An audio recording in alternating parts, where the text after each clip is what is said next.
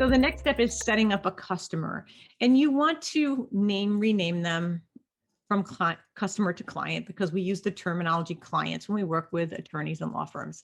So all I'm doing here is I'm going to the sales tab here on the left, and then I'm going to click clients right here. And you can see it's as simple as making a new client.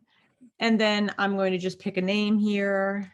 I'll make John, I'll make Lampman, and then you'll see that it automatically made the display name or the QuickBooks name John Lampman. Do I want that? No, I want it to be Lampman John, because you might have multiple Johns and you don't want to go through a slew of Johns to see John Lampman. So I'm going to come over here, make it Lampman John, and it is an extra step, but you want to make sure, because by default it puts it in the opposite way. And then you want to put in the street address of the client. I'll just do Malibu, California, 99456 or 51. And then you want to put an email in for the customer. Anything else you want to put in? You have a notes section, tax section, payment and billing if you've got their credit card, anything you want to put in here. And of course, you can have custom fields. There's 3 of them that you can have in a typical Plus file like this is. And I'm just going to hit the button save. Now, John came to us and he's doing some estate planning. So I need to create his matter underneath his account.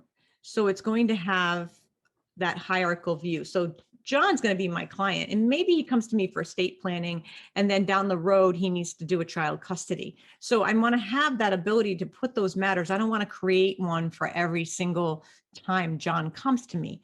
So I'm going to come back to my client page here, and I'm going to make a new client. I know that sounds a little counterintuitive, but I'm making a sub-customer, a sub-client here. So I'm going to say that it's estate planning. I'm just going to put that in the company name.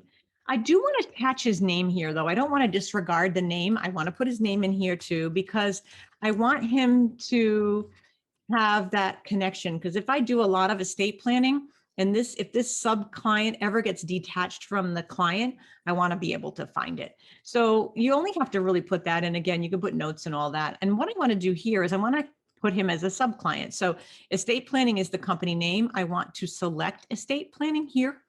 And then I want to grab John Lampman. So Lampman should come up, and there he is. So I want to bill with the parent, because that's where all his information is going to be housed. So I want to make sure I bill with the parent.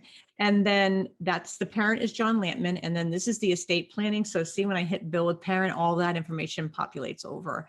And I'm just going to hit the word save. And we'll take you over there to show you. There's John Lampman. There's the estate planning. That's exactly the view you want to see on the customer side. So this is your client side, your AR side. Next up, we'll be showing you how to set up the liability side, where the ledger, the client funds are going to go.